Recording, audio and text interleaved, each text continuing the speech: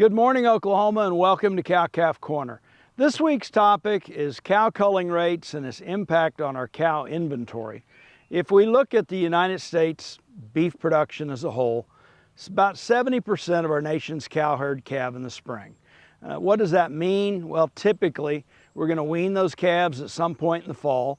We're going to preg check those cows, and our old and open and ornery cows tend to hit the cull markets as we go into the fourth quarter of every year. That cycle is repeatable. We've talked about it in past cow-calf corners.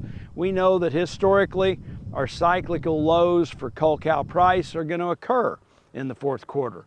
If we take a look at what's going on in 2024, that cow cull rate is actually down as compared to last year and as compared to many years past.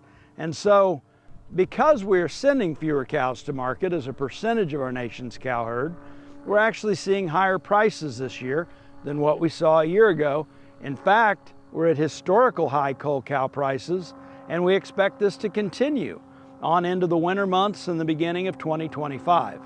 On the flip side of the coin, if we think about reduced cull cow rate and what it's going to do to our numbers as we look ahead, well, the reduction in cow culling hasn't really been enough to offset the really tight supply of bred heifers that we had on inventory at the beginning of 2024. So the consequence of this as we look ahead and what do we expect as far as our nation's cow inventory going into 2025, well, it's probably going to be lower once again. Long term, that's going to continue to offer price support for all categories of cattle, and particularly wean calves as we look ahead into 2025. I hope this helps, and as always, thanks for joining us on Cow-Calf Corner.